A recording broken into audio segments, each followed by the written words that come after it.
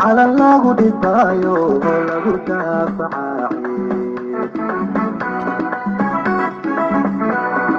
حدودي أوروبا على الله دفاعه له دافعي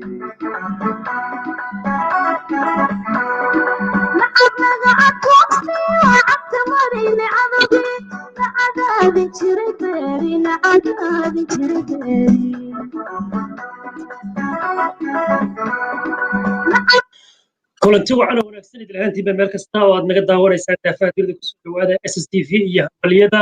36 guurada ururka ONLF jabhadda waddanka xoreynta ogaadinaya jawxo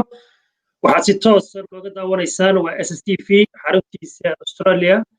gaar ahaan magaalada Melbourne iyo stuudiogiisa dalka Kenya ee magaalada Nairobi waxaa khadka si toos ugu jira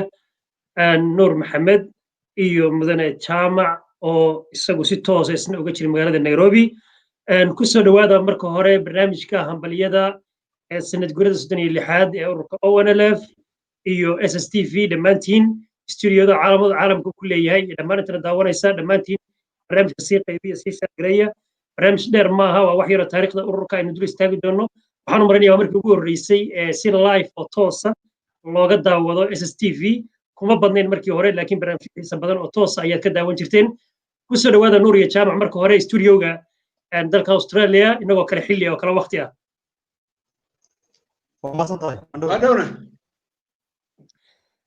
mar kale daawadayaal kusoo dhawaada SSTV iyo hambaliyada ururka ONLF waxaan insha Allah taala sugaynaa inuu nambarkiinu wax yar kor u kaco inteena barnaamijkeena hore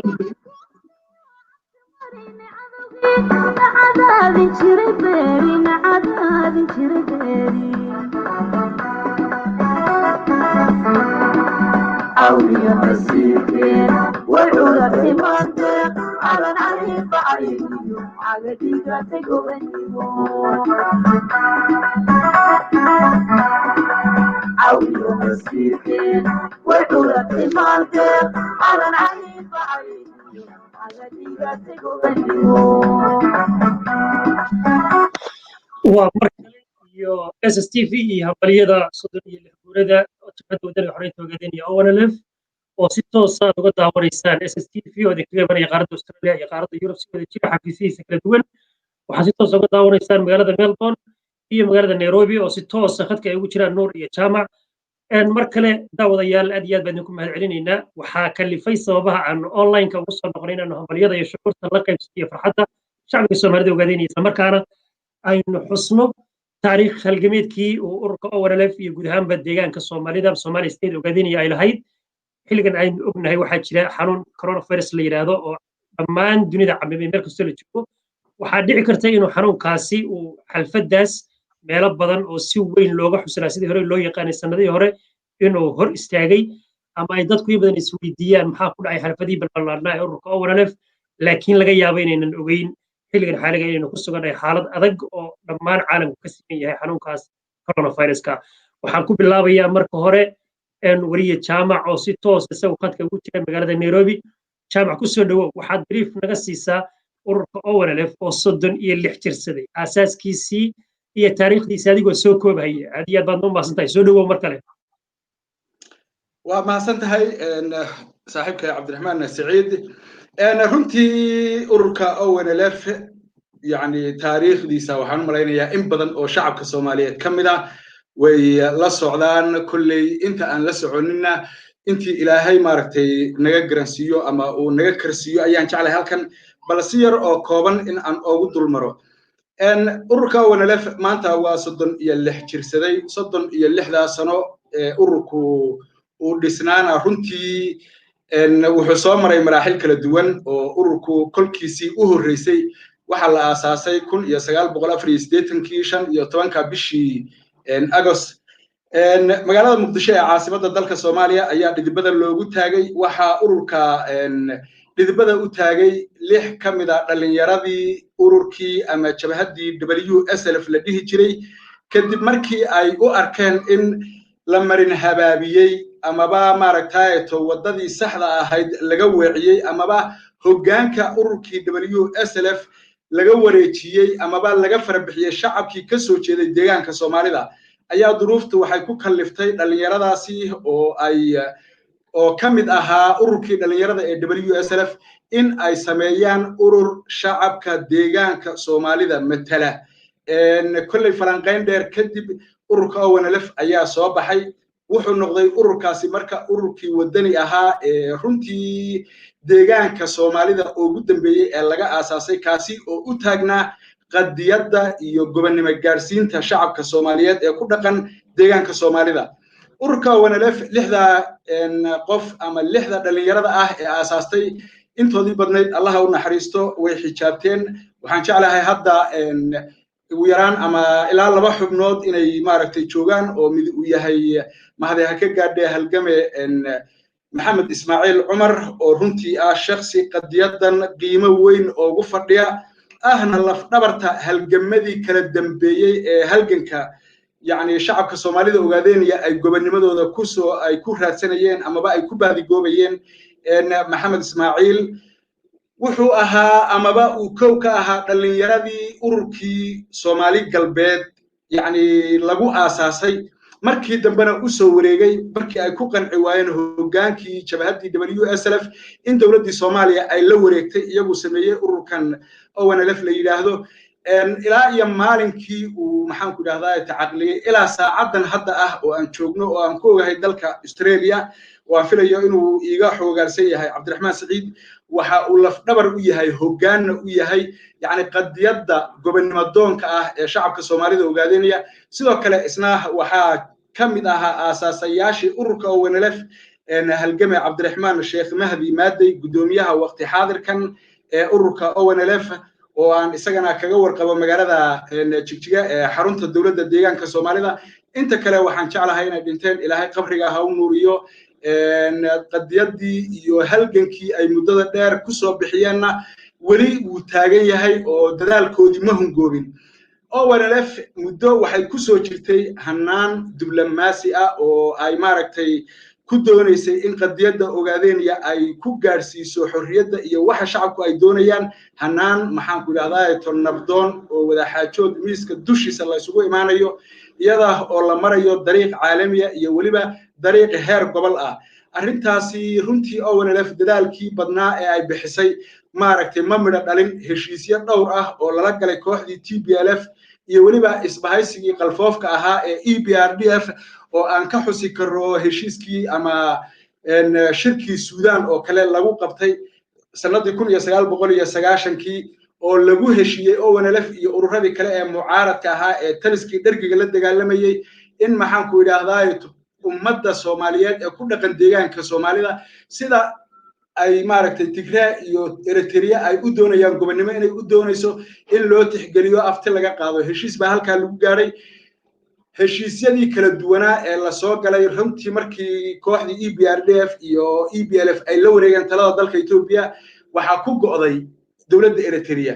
halkaas heshiiskii ay wada galeen yani ONLF iyo maxaan ku dhahdaa EPRDF way ka baxday EPRDF haddana saasoo tahay ONLF waxay dadaal xoog leh oo u gashay sidii mar walba ay u noqon lahayd mid dadaalkeeda iyo qorshaheeda ku salaysan hanaan nabdoon nasiib darro kooxdii TPLF ama EPRDF oo iyadu ka duuleysay mar walba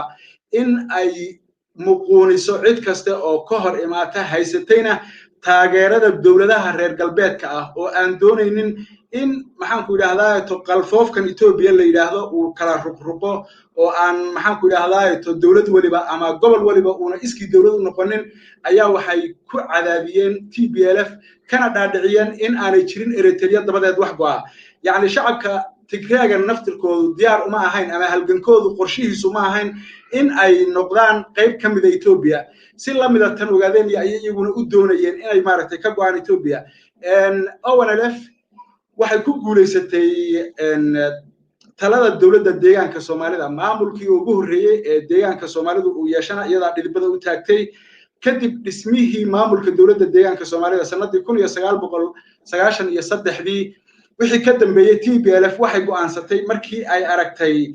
yani taageerada shacabka iyo rabitaanka shacabku 85% in uu yahay dhinaca ONLF sidii ay u curyaamin lahayd dagaal toos ah ayay bilowday waxaynu ogeyn يعني مسؤولينتي دقموينك iyo gobolada gudoomiyihii gobolka Shabeelle Allahu naxariistay Miraad Layli geeri iyo nolol midna lagu oga gudoomiye ku-xigeenkii degmada Qalaafe gudoomiyihii iyo gudoomiye ku-xigeenkii degmada Qabri Dahar gudoomiye ku-xigeen badan oo kale oo ka mid yahay Cabdullaahi Ganay oo gobolka Doolo magaalada Wardheer isna lagu dilay dhammaan mas'uuliyiintii kala duwanaa ee ururka ONLF ayaa waxay ku bilowday ugaarsi ilaa aakhirkii gudoomiyihii ururka ONLF magaalada Wardheer ay ciidamada gumaysiga Itoobiya ay weerar cad ku soo qaadeen halkaasna uu ka dhacay dagaalkii taariikhda galay ee guud ahaanba yacni shacabka Soomaaliyeed meel kasta oo ay joogaan sharaftiisu ay dib ugu soo noqotay lagu difaacay hogaankii ururka ONLF qiyaastayda 20 abriil sanadii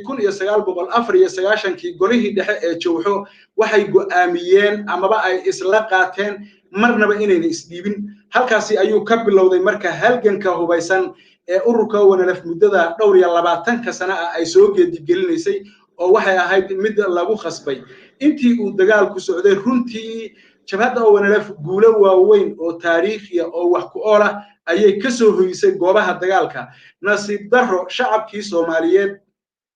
ee aynu qaybta ka ahayn ee jamhuuriyaddii xorta ahayd iyo waliba kuwii gumaysiga ku jiray ayaa dawladda Itoobiya markii ay ku guul daraysatay in ay waabiso halganka ONLF ay adeegsatay taasina waxay keentay in shacabkii Soomaaliyeed dhibaato xoog leh oo maxaan ku yiraahdaa laba dhinac ay wajahaan oo cadawgii iyo dawlad la'aantii ay isugu darmatay cadawguna uga faa'iideystay shacabka Soomaaliyeed dawlad la'aantii maxaan ku yiraahdaa jamhuuriyadda Soomaaliya halkaasi daanna xoog leh ayaa shacabka ogaadeen iyo jabhadda ONLF ka soo gaadhay aakhirkiina sanadii 2018 ayay jabhadda ONLF waxay heshiis la gashay kooxda hadda ka talisa magaalada Addis Ababa runtii ma jeclay inaan ku sii dheeraado oo taariikhdu way dheer tahay wayna qoto dheer tahay wayna mug iyo miisaan culus tahay laakiin inoo ka faa'iideysanayna waqtiga waa mahadsantihiin aad iyo aad baad u mahadsan tahay waxaan jeclay daawadayaashu inta aynu hadlayno waxay qorayaan fariimo iyo hambalyo dabcan ku socda shabakada iyo barnaamijkan maanta aynu qabanayno aad baad soo dhawaanaysaan waad mahadsantihiin waxaa dhici karta inaad su'aal walba dadka uma hambalyeynina hambalyaan leeyahay oo runtii dhinaca salaanta iyo hambalyada iyo waa la iga fiican yahay marka guud ahaanba shacabka Soomaaliyeed ma dhahayo shacabka ogaadeenaya iyo xubnaha ONLF toona ma dhahayo ONLF anigu waxaan u aqoonsanahay urur u taagan qadiyadda Soomaali weyn jiritaankeeda ummadda Soomaaliyeed meel joogta marka waxaan leeyahay hambalyo aad iyo aad baad u mahadsan tahay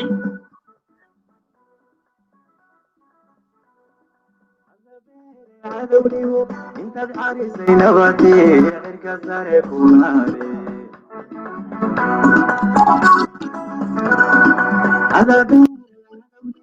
انت بحارسي نباتي غيرك ساري كوناري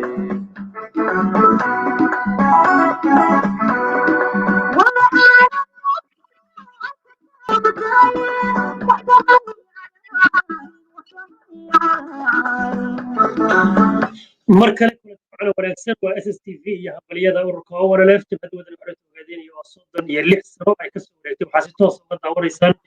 SSTV xarumihiisa kala duwan ee qaaradda Australia iyo Afrika gaar ahaan magaalada Nairobi iyo Melbourne waxayna dhimaaday dhinaca nuur ku soo dhawow adigoo sida jaamacan hambaliyada dadka aan hilmaamin oo dadka bilaabi doona inuu hambaliyeyso xuska sanad guurada 36aad inta badan shacabtiisa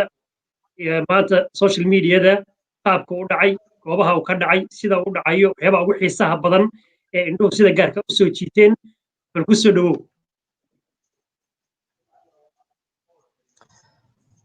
bismillaahir rahmaanir rahiim afshirta Allah inoo waafajiyo marka koobaad aad baan ugu hambaliyeynayaa shacabka Soomaaliyeed gaar ahaan shacabka dawladda deegaanka Soomaalida oo dabcan halgan dheer u soo galay sidii ay gobonnimadooda uga qaadan lahaayeen gumaysiga Itoobiya dabcan muddo dheer haystay halgankaasi marxalado kala duwan ayuu soo maray dabcan sida uu jaamacado ka dhawaajiyay marka sidaa daraadeed dhiig badan ayaa loo soo daayay maanta kaliya ma aha in la xusayo ONLF waxaa la xusayaa halgankii gobolkaasi iyo maaragtay haliyadii maaragtay dhiigooda u soo huray sidaa daraadeed waxaan leeyahay hambalyo maalintan waxay runtii ku weyn tahay qulubta dad badan Soomaaliyeed ayay ku weyn tahay waxayna ku xasuustaan waxyaabo badan oo kala duwan sidaa daraadeed si guud waxaanu leenahay hambalyo runtii marka waxaa la yidhi maamaha jirto waxaa la yidhi nin ka hadal badan haddii uu hadalka kaaga horeeyo wax badan kuma reebo sidaa daraaddeed jamac gallad oo maaragtay nin runtii ilaahay balaaqa u siiyey hadalka yaa hadalka iga horreeyey waxaa laga yaabaa wax badan inaanan sheegin hambalyada marka laga yimaado oo aan u hambalyaynayo guud ahaanba shacabka Soomaaliyeed ee dowlad deegaanka Soomaalida iyo guud ahaanba dadka gobonimo doonka inta markaan kaga imaado runtii maanta waxaa lagu jiray 15 bisha 8aad ama bisha Agosto sanada 2020 waxaana daafaha caalamka dabcan sanad walba marka 15 Agost la gaaro looga dabaaldegaa sanad guurada maalintii la aasaasay ururka gobonimo doonka ee ONLF haatana xisbi ka tirsan asxaabta ka jirta dowlad deegaanka Soomaalida ururku sidoo jaamac soo sheegay awal hore wuxuu ahaa urur dagaalama inkastoo bishan August iyada lafteedu hambalyada aan ka tagin waxa ay dhowr qolo ayay sanad guuro u tahay tusaale bishan August koodeedu waxay sanad guuro u tahay Puntland oo ah maalintii la aasaasay maaragtay dowlad goboleedkaasi oo dabcan ku aadan aan ma hadda dhowr iyo 20 sano inay uu jirsaday iyaga si gaar ah iyagana waxaan leenahay hambalyo shacabka maaragtay Puntland oo soo dabaaldegay maalmo ka hor 1 August maalintooda sanad guurada sidoo kale galmudug shalayba iyadana ahayd oo iyadana 14 bisha August ayay iyadana maaragtay iyaguna way u dabaaldegaan sanad guurada maalintii maamulkaasi la aasaasay iyagana hambalyo baan leeyahay dadka Soomaaliyeed ee ka soo jeeda dhinacaas iyo galmudug maadaama oo iyagana 14 August ay ahayd sanad guuradoodii 15 Augustna waa maalinta xisbiga ONLF la aasaasay 1984 marka guud ahaan cid walba ay August u tahay maalin ay xusaan oo sanad guuro si guud waxaan leeyahay hambalyo inta markaan ka imaado ONLF iyo sanad guurada markaan u imaado runtii meelo kala duwan oo aad u badan ayaa lagu xusay meelaha ugu maaragtay shucuurta ugu badan ay ka muuqatay ama ay ugu xiisaha badnayd xafladaha lagu qabtay laba meelood ayaan ka soo qaadanaya labada meelood waxay ahaayeen caasimadda ummadda Soomaaliyeed ee Muqdisho iyo sidoo kale magaalada Jigjiga ee xarunta dowlad deegaanka Soomaalida labada meelood waxaa ka dhacay laba xafladood oo aad u waaweyn runtii dad badanna ay ka soo qayb galeen oo siyaasiyiin iyo isugu jira maaragtay waxgaradkii bulshada dhalinyaradii dumarkii odayaashii iyo guud ahaanba qaybihii kala duwanaa ee bulshada Soomaaliyeed ee ku kala nool Muqdisho iyo Jigjiga magaalada Muqdisho waxaa ka dhacday munaasabad aad u ballaaran oo si weyn loo soo agaasimay indhaha bulshaduna ay aad u hayeen aad maaragtay ay sawirada laga soo qaaday iyo muuqaalada laga soo dubay marka aad fiiriso ay maqsuud looga ahaa dhinaca dowlad deegaanka markaan u tago magaalada Jigjiga inkastoo magaalooyin badan oo kalena ay xafladu ka dhacday sida Wardheer iyo Qabri Dahar iyo Goday iyo meelo kale oo lamid ah iyo Dhagax Buur sidoo kale ay meelo gobolada kala duwan ay ka dhacday haddana midda Jigjiga ayaan soo qaadanaya midda Jigjiga waxay ka dhacday maanta holka sayidka magaalada Jigjiga ku yaala bartamaheeda waxa isugu yimid bulshadii magaalada Jigjiga ku nooleed intaadii badnayd holku runtii waa hol aad u weyn anigu waa dhawaad aan tagay meesha arkay waa hol aad u weyn oo maaragtay waliba shirarka inta badan lagu qabto dad badan ayaa soo buuxiyey oo holkii soo buux dhaafiyey waxa xusid mudan in uu ka soo qayb galay madaxweynihii dowlad deegaanka Soomaalida iyo golihiisii fulinta qaybo kamid ah ama golihiisii wasiiradan idhaahdo sidoo kale waxa ka soo qayb galay madaxdii ururka ugu sareysay sidoo kale waxa ka soo qayb galay odayaashii dhaqanka iyo waxgaradkii bulshada ee dowlad deegaanka Soomaalida intii Jigjiga ku sugnayd xafladaasi waxay ahayd xaflad aad u qurux badan runtiina khudbado aad muhiim u ah ay halkaasi madaxdii kala duwaneyd ee ka soo qayb gashay ay ka jeediyeen tusaale waxa kale oo ka soo qayb galay iyadana madaxda asxaabta kala duwan ee dowlad deegaanka gaar ahaanna xisbiga lagu magacaabo UDFB oo dabcan isagana goobjoog ka ahaa khudbadna halkaasi uu gudoomiye ku xigeenka xisbigaasi ka jeediyay madaxweynaha iyo gudoomiyaha ururka iyo gudoomiyaha ku xigeenka aan idhaahdo xisbigaasi kale ee mucaaradka ah ee UDFB dhamaantood halkaasi khudbada ka jeediyeen khudbadaha ay jeediyeen dhamaantood waxay ku qotomeen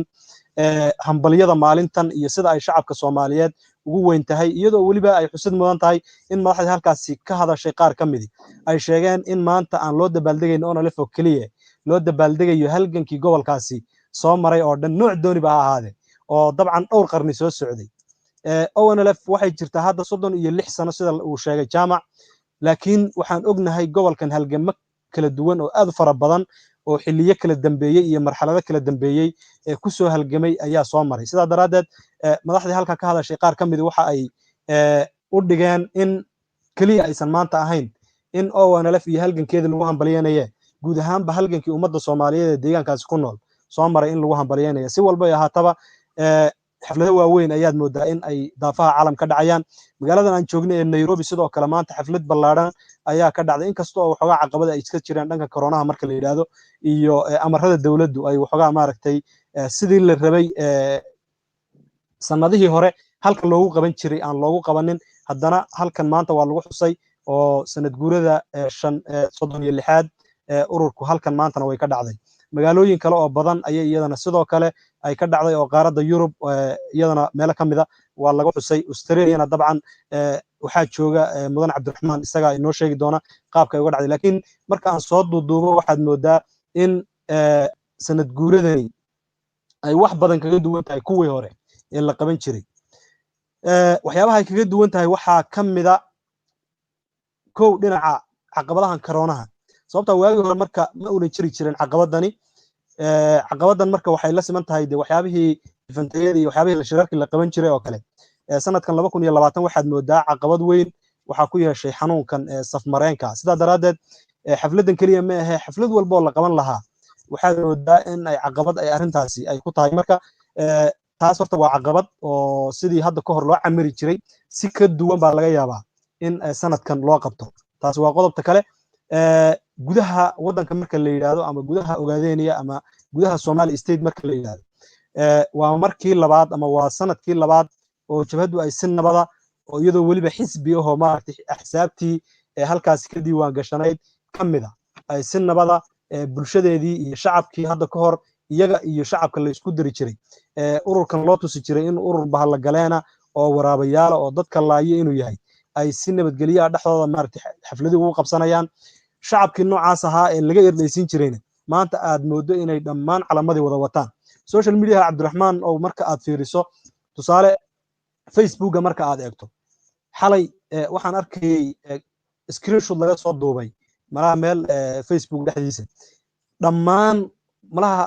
dadkii meeshaas screenkaas uu qabtay hal ruux oo profile-kiisa aan ku bedelanin calanka jabhadda ma jirin taas macnaheedu ma aha in xubnihii ururka kaliya ay dadkaasi ahaayeen dadka Soomaaliyeed meel kastoo ay joogaan ee gobonimada jecel wanaagga jecel dadka bulshada Soomaaliyeed isku soo dhawaanshaheeda jecel mar walba waxa ay sameynayeen in profile-kooda ay ku bedelaan muddo 24 saacadood in calanka ay u hibeeyaan in profile-kooda ay saaraan sida daraadeed waxaad moodaa in dhalinyarada Soomaaliyeed iyo dadka Soomaaliyeed ee gobonimada iyo wanaagga jecel ay sanad guuradan ay aad ugu dabaaldegayaan shuruurtooda gaar ahaan social media markaad fiiriso ay aad ugu dabaaldegayaan ma aha dadkaasina dad ururka ka tirsan ama ururka maaragtay kamida waa dad Soomaaliyeed oo jecel in dadka Soomaaliyeed ay wax noqdaan oo jecel halganka Soomaaliyeed oo neceb xabashida iyo maaragtay dadkan gumaysiga maaragtay shacabkeena muddada soo haystay neceb way marka sidaa daraadeed waxaad moodaa marka shucuurta la fiiriyo bulshada Soomaaliyeed meel kastoo ay joogaan in ay aad u soo dhaweeyeen maalintan hambalyo aad u badanna ay u dirayaan aad baad mahadsantahay aad iyo aad baad u mahadsan tahay daawadayaal mar kale ku soo dhawaada waxaan arkayaa codsiyo ay soo qorayaan in ay khadka WhatsApp-ka ay nagala qayb qaataan barnaamijka sidaan horeyba idinku sheegnay umaana kala gelin barnaamijka caawa in aan dhinaca khadka lagala qayb qaato sababtoo ah waa barnaamij aad u kooban oo nagu talagalay inaanu idinla wadaagno dareenka hambalyada annagoo dareemayna in meel walba oo ummadda shacbiga Soomaalida Ogaadeniya ay joogaan iyo shacabka Soomaaliyeedba inaan xanuunka koronaha daraadii sidii loo xusi jiray 15 bisha 8aad ee aasaaskii ururka ONLF aan loo xusi kareynin sida daraadeed barnaamijyo kale ayaynu isugu iman doonaa xilliyada dambe hadduu Ilaahay yiraahdo laakiin caawa waxaan ugu talagalay inaanu dareenka hambalyada idinla qaybsano waxaan dib ugu soo noqonayaa hal mar jaamac sidaad aragto ama hadda nuurba ka dhawaajiyey haddaa social mediada fiiriso ama ha noqoto Instagram-ka ama Facebook-ga Snapchat-ka TikTok-ga waxaa aad u dhex socda calanka jamhadda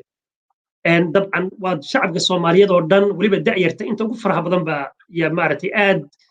u faafinaysa ama calaamadda jamhadda iyo calaamadda ururka ONLF gobonimo-doonka uga muuqata kalgacalada iyo jacaylkaas maxaa lagu tilmaami karaa iyadoo garanayso yani ururkani inuu yahay urur dee mar walba khatar horseedaya oo ama dagaal dowlad kula jira ama dagaal dad kale kula jira uu yahay oo aanan ahayn macnaha urur ama laga helayo xayisiis ama investment kale laga helayo ee qofkii ka mid noqda uu u bareerahayo dhibaatooyin haddana intaa laakiin dadka Soomaaliyeed ay kalgacal u muujiyaan iyo jacayl maxaa keeni kara isleeda aad baad mahadsan tahay inkastoo xoogaa yar codkaagu uu iga yar googo ahayay aniga xaggayga oo aan si fiican aan codkaaga wada maqal haddana muhiimadda waan fahmay يعني شعبك الصوماليات gaar ahaan dhalinyarada Soomaaliyeed waxay muujinayaan baa tidhi dareen wadaniyad oo ay ku taageerayaan amaba waxay muujinayaan dareen ay ku taageerayaan ururka ONLF oo urur aan maxaa ku yiraahdaa wax benefit aan ka soo galaynin runtii benefit markii la yiraahdo kuguma waafaqsani ururkanu yani markii xaqiiqda laga hadlayo waa urur qof kasta oo taageera iyo qof kasta oo kamid ahaa يعني فإذا قفك وصل رئيسه وقالوا وإنه موجي الدرينك يودنيده يومحن كرادة الصومالي لماذا؟ مركا فإذا كبر الصومالي نمو إن أد موجي سو إن أد نعبتها عدو جاجا أو أتعشها الدلك هذا يدك هؤلاء حر نقدان وقف بني آذن هرت وهلا مجرته مركا اللي يرى سي وحن في ليا إن يهين اللي يرى موجينا يعني تعايل كالدلك هذا يدك هذا إن أي نقدان كوا كم ضح بنان هذا جميسك إثيوبيا ديارنا أو تاجره هي يهوبا إن اللي قرب استعان أوركاسي مركا هرت فائدة قفك الصومالي هي وبدن وهري كرمانته وإنه كل الجناد الصومالي إنما وإنه موتشيا والدنيا تاسنا وحلو جران كرا يعني مانتا شخصيات أما كوحها أوتاجن صومالي إنما ولا قرب استعجوا مركا قفك استو صوماليا ومانتا قرب استعجوا أو نلف marxaladda ay ku jirtana isku day in uu maartay taageero ugu muujiyo waxaan aaminsanahay inuu yahay qof yaani ugu talagalay maanta ummadda Soomaaliyeed wixii uu karo inuu ku taageero okay dhalinyarada Soomaaliyeed iyo ururkan markii la fiiriyo waxay ka aaminsan yihiin ururkani horta waa urur gobonnimo doona waa ururka maanta marka la fiiriyo shantii Soomaaliyeed marka la fiiriyo macal Djibouti oo dawlad yaani cagaheeda ku taagan oo iyadu ismaamusha marka la fiiriyo waxa lagu tilmaami karaa anigoo buunbuuninaynin in uu yahay ururka kaliya ee u taagan difaaca Soomaalinimada in maanta yaani jamhuuriyaddii xorta ahayd ee Soomaaliya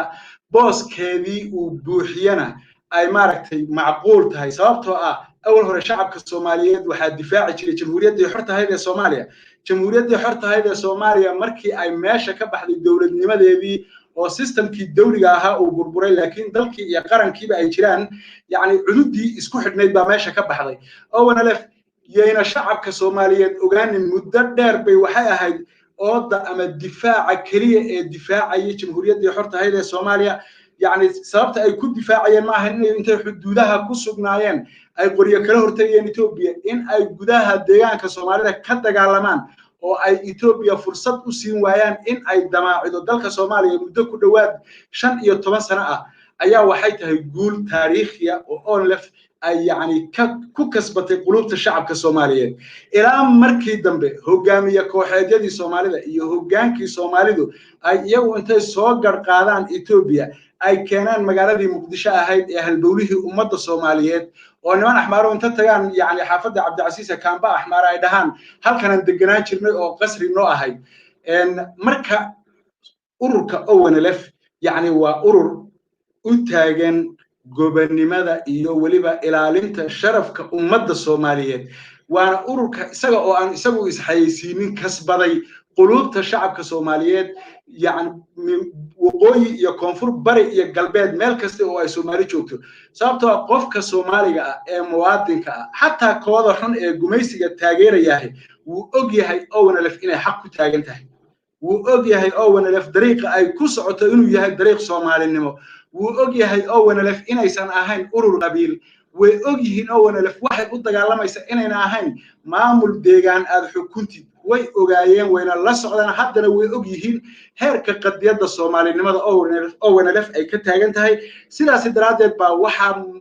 qof kasta oo muwaadin oo Soomaaliya uu dareenkiisu uu raacaya ururka ONLF ama uu ku khasbanaanaya in uu soo jiito dareenkaasi wadaniyada iyo Soomaalinimadu ay ka muuqato yani kooxdaasi gaarka ah ee ONLF lagu magacaabo ay muujinayso iyadoo aan shacabka Soomaaliyeed yani ku qabin dhaqaalo hagardaamo mooyaane iyada oo in loo hiliyo iska daaya hilbahoodii waraaba loo waray iyada oo yani dhibaato kaste oo gumaysigu uu ku hayay mid ka daranna shacabkaas aan Soomaalida maamuladeedii عفوا هدي أن شعبك الصومالية ومامولادي الصومالية أها جميسي وسمايستي أما هتشوجو جروي أما هتشوجو هرجيسة أما هتشوجو كسمايو أما هتشوجو لوسمرهات ماشوا دوني بهتشوجو دمان مامولادي الصومالية كسمايسمي waxay ahaayeen kuwa gumaysigu samaystay iyo kuwa gumaysigaasi ay uga badbaadaan u adeegayay inkastoo ay dhibkaas jirtay haddana ONLF way ka soo murbaxday dareenka shacabka Soomaaliyeed ee wadaniga ah ayaana mar walba wuxuu ahaa dhiirigelinta iyo shidaalka ay ku shaqeynayaan marka shacabka Soomaaliyeed gudaha iyo dibadba meel kasta oo ay joogaanba way ogaayeen kii cabsidu ka reebaysana maanta yani wuxuu helay fursad uu ku muujin karo dareenkiisa oo isagoo maanta yani xor ah oo aan cidina uu maaragtay u caga jugleynaynin buu muujinaya dareenkiisa kuwii horay oo ugu dhiiradayna ayaguna de sidoo kale maanta se waa la siman yahay oo mid kaste ama muwaadin kaste oo Soomaaliya hadduu xamar joogo hadduu Hargeysa joogo hadduu joogo Burco iyo maxaa ku yiraahdaa Boosaaso iyo Garowe Kismaayo ilaa Gaarisa iyo Nairobi meeshan aan hadda anagu ka soo hadlayo dareenka shacabka Soomaalidu waxaad moodaa inuu yahay mid soo dhaweynaya taageersan in kaste oo ay ka tanaasushay maxaan ku yiraahdaa qadiyadii ama hoggaan ama halgankii qoriga ku dhisnaa balse kaasina ma aha mid meesha ka baxay oo halgankan qadiyadani way taagnaan doontaa hatta haddii ONLF meesha ay ka baxdo jiil cusub oo garwadeen u noqda oo hogaamiya oo aasaasa ururo kale oo gobonimo doona waa la heli sababtoo ah inta gumaysi jira gobonimo doon uu jiraya muhiimadda shacabka Soomaaliyeed dareenkooda wadaniyada xambaarsan ayaa ku xambaaraya yar iyo weynba mid ku dayday iyo mid lagaga daydaba in ay muujiyaan يعني فعلada ay ku taageerayaan ONLF uguna muujinayaan inay dariiq xaq ah ku socoto waxa xusuusin mudan ururo badan baa ka soo dagaalamay deegaanka Soomaalida intii hadda kooxdan يعني ama TPLF iyo EPRDF ay joogeen ururadaasi qaar baa ka awood badnaa ONLF ka dhaqaale badnaa ka siyaasad antenna dheera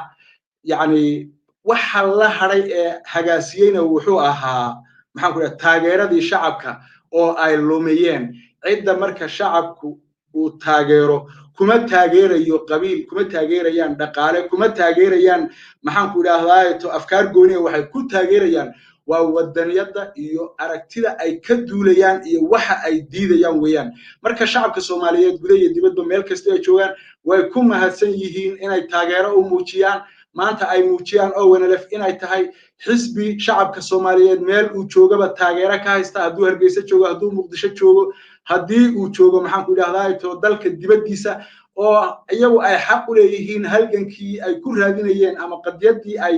ku raadinayeen qoriga carabkiisa inta qalin ku raadiyaan oo qalin ku maamulaan inay xaqqa shacabka Soomaaliyeed miiska dushiisa soo saaraan kadibna shacabka afti laga qaado yani taageero ka weyn oo shacabka Soomaaliyeed ama wax ka weyn oo shacabka Soomaaliyeed oo ONLF ay u muujin lahayn ma jirto ONLFna waxaan dhihi lahaa waad aragtaan meesha aad joogtaan taageerada shacabka iyo sida leedin garab taagan yahay ma jirto cid aad lacag siisaan ma jirto cid maxaan ku dhahaa to aad dhar u iibisaan ma jirto cid aad duruus iyo cilmi u dhigtaan ma jirto cid aad isbitaal ka bixisaan ma jirto yani wax aad dadka u qabataan waxa leedinku taageersan yahay waa hal mabda weeyaan kaliya mabda'aasi oo ah dadkanu inay noqdaan dad bini aadan oo la siman bini aadanka marka midaas waxa la idinka rabaa inaad ka soo dhalaashaan oo aad shacabka Soomaaliyeed sida ay idin kulliseen aad ugu hambaysaan waa mahadsantihiin aad iyo aad badan mahadsan tahay waan mar kale ayaa soo dhaweynaa gabagabadii iyo gunaanadkii baynu joognaa hadduu ilaahay yidhaahdo mar dhow waynu soo gabagabayn doonaa barnaamijka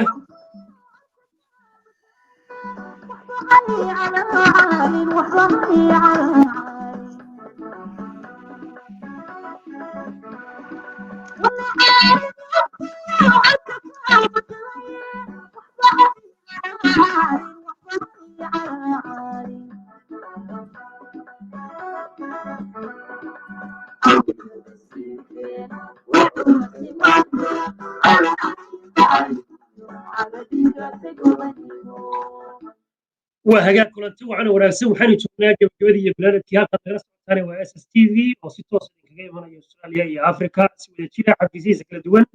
وحنا خدت سي توس وجيرا مدن نور يا مدن جامع يا رب عبد الرحمن او استوديو كده دهين برنامج عاوه همبليده السودانيه الحقوقيه كسوريتا اساس في اورنف aad baad u mahadsantiin intii barnaamijka nagala qayb qaadanaysay ee daawanaysay muddadii barnaamijkaasi socday waxaana sidii hore idinku sheegnay inaan barnaamijka ugu talagelin caawa inaad khadka telefoonka kaga qayb qaadataan insha allah waxaan idin qaban doonaa barnaamijyo gaar oo arrintaa ugu talagalay barnaamijkani waa hambalyada iyo bogaadinta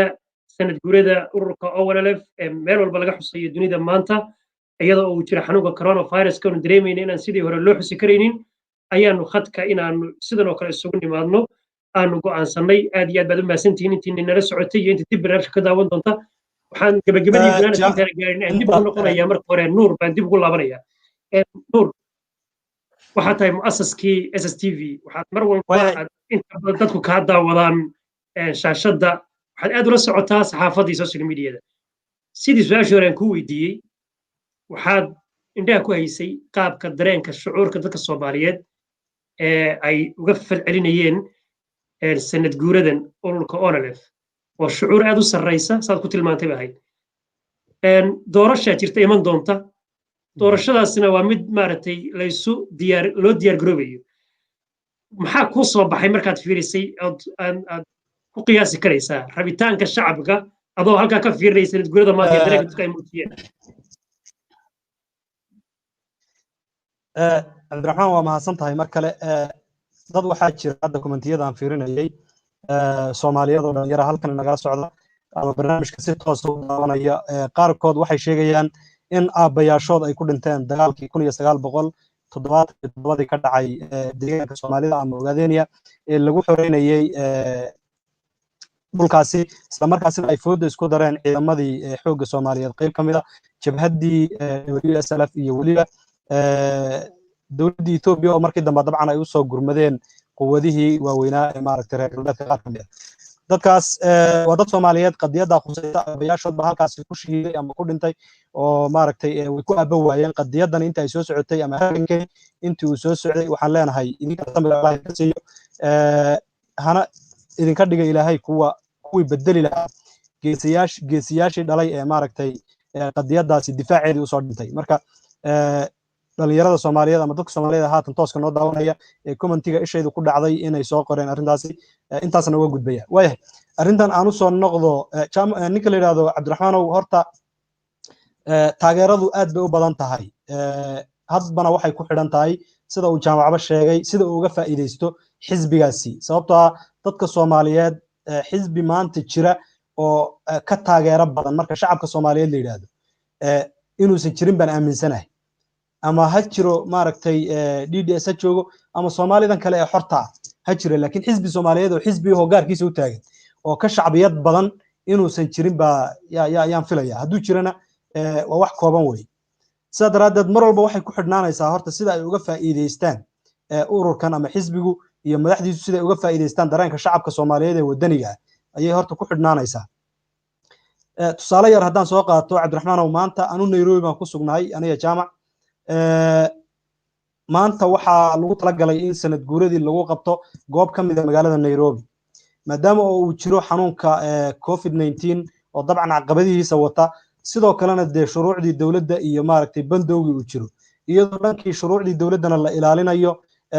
distancegii iyo maaragtay la ilaalinayo kala fogaanshihii bulshada la ilaalinayo jaaliyadda halkan ka jirta waxa ay ku talagaleen in ay qabtaan sanad guuradii xubnaha jabhadduna Nairobi jooga way yar yihiin waagi hore aad bay ugu badnaan jireen laakiin haatan maadaama oo gudihii hadda si nabad loo joogo dadkii in badan gudihii ka soo maqnaayeen dadka gudihii bay wada aadeen ama gobolkii bay wada jiraan intoodii badnayd marka la yiraahdo Nairobi dadkii joogay dad yar oo kooban baa laga yaabaa inay joogaan maamulkii jaaliyadda halkan ka jiray waxa sida ay warbixinta ay u sheegeen waxay casuumeen dad 30 qof ilaa 40 qof meelahaas qiyaastii dhan oo ay ka soo xuleen dadkii Soomaaliyeed waxgalka ahaa iyo xubnihii jabhadda qayb kamid ah ay ka soo xuleen 40kii qof ama 30kii qof ama dhowr iyo 30kii qof ayaa la yiri gobolka imaada annagoo saxaafadda waana la wacay waan tagnay meeshii markaan tagnay waxa loogu talagalay dadkaas ugu badnaan 40 qof inay meesha yimaadaan si loo ilaaliyo shuruucdii COVID-19 kadibna maaragtay halkaasi munaasabadii loogu xuso beer weyn oo beeraha waaweyn ama gaadhinka waaweyn ee Nairobi kamid ah tagay meeshii marka la tagay magaaladii Nairobi show dhalinyaradii joogtay oo calamada niyo waxa soo talay aanu garan maaye malaha show dukaamada lagu iibiyaa jiray dukaamadii show hal calana maanta suuq fiican bay heleen dukaamadaasi dukaamadii calamadii laga soo mariyay dhalinyaradii Soomaaliyeed dadkii loogu talagalay 40 qof inay yimaadaan waxa meeshii dad kolka aan dambiga iska yareeyo 1500 oo qof ka yareyn ama 2000 oo qof gaadhay oo qofkii walba loo calan wato oo midna uu soo xidhay oo maaragtay fanaanad ahaan ama garbasaar ahaan uu soo xidhay ama duruc ahaan midna uu garbasaar ama go ahaan uu soo xidhay meeshii marka waxay noqotay hadii dad 2000 oo qof dhan hal meel in la isugu keeno waxaan ogolaanaynin shuruucdii dawladda marka caqabada sanad guuradii maanta xitaa maartay saameynta ku yeelatay taas ay taa waxaan uga leeyahay in dhalinyarada Soomaaliyeed ama dadka Soomaaliyeed shucuurta ay muujiyeen ay tahay mid aad u sareysa dadkaasi waxay ahaayeen dad Soomaaliyeed oo shanta gobol ee Soomaalidu ay leedahay shanta ka soo jeeda ama ka kala yimid ma aysan ahayn dad deegaanka Soomaalida kaliya ka yimid ma aysan ahayn xubno oo nalaf kaliya waxay ahaayeen dadkii Soomaaliyeed ama dhalinyaradii Soomaaliyeed ee Nairobi ku sugnayd marka horta waxaad moodaa shucuurta inay aad maaragtay dadka Soomaaliyeed ay ula jirto xisbigan laakiin waxay mar walba ku xidhnaanaysaa arrimaha doorashooyinka marka aad weydiiso dabcan doorasho waa tartankana waxaa laga yaabaa xilliga tartan yimaado in xifaaltan iyo isjiijiid iyo kala orod iyo isdhaleecayn iyo walba qolada kale inta ay ku ogtahay inay maaragtay taabato oo shacbiyadii si ay uga kasbato marka waxay ku xidhnaanaysaa madaxda xisbigani ama mas'uuliyiinta xisbigani sida ay kasbashada shacabka iyo taageerada shacabka ay u hayaan ay uga faa'iideystaan iyagu dhawaan xilliga ololaha la gaaro ay dadka Soomaaliyeed ee taageersan ay uga faa'iideystaan bay ku xidhnaanaysaa aad baad mahadsantahay aad iyo aad baad u mahadsantahay gabagabadii iyo gunaanadkii baynu joognaa aad baan ugu mahad celinaynaa dhammaan shacbiga Soomaaliyeed meel kastay joogaan iyo intii caawa barnaamijka nala daawanaysay nagala socotay iyo intii dib u daawan doontaba waxaanu mar kalena leenahay hambalyo daqiiqada ugu dambaysa ayaan min hal 3 daqiiqaynu haysanaa 2 daqiiqaan idin kala siinaya gabagabadii iyo gunaanadka hadalkaaga ugu dambeeya jaamac ku soo dhawow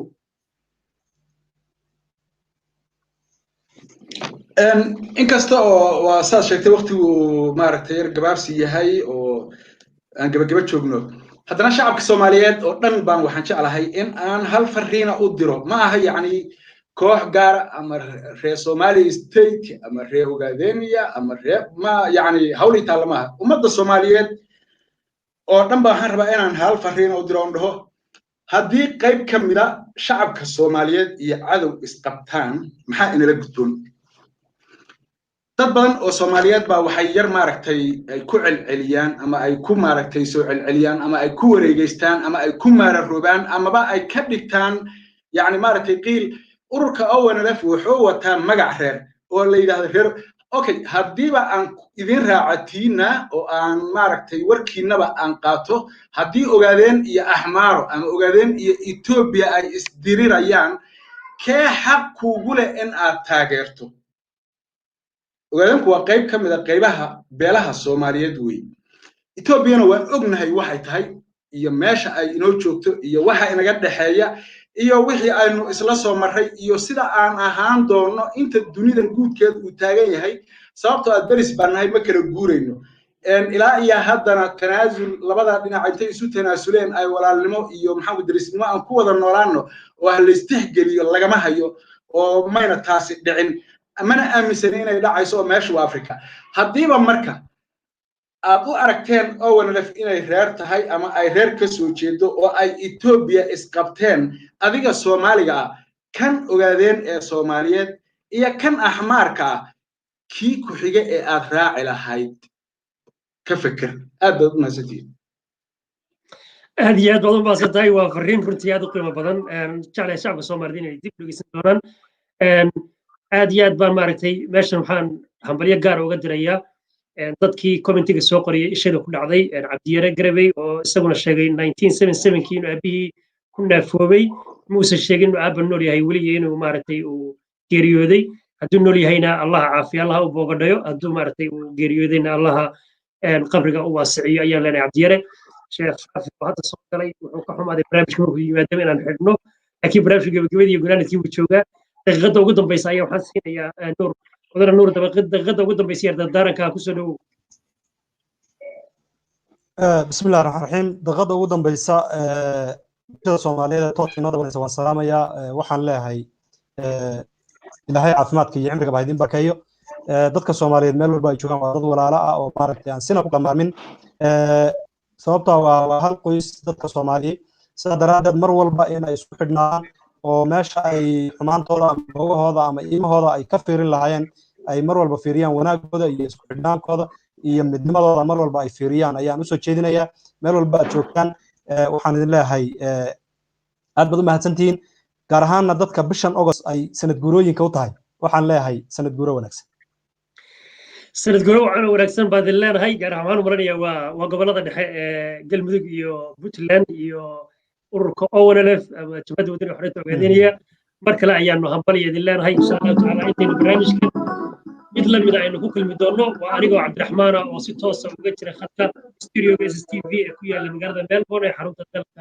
xarunta gobolka Victoria ee waddanka Australia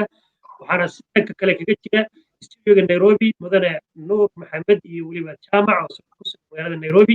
aad iyo aad baad u mahadsantihiin saad kala qayb qaadatay barnaamijka idinkiyo daawadayaasha waxaan idin leenahay sidaa iyo nabadgelyo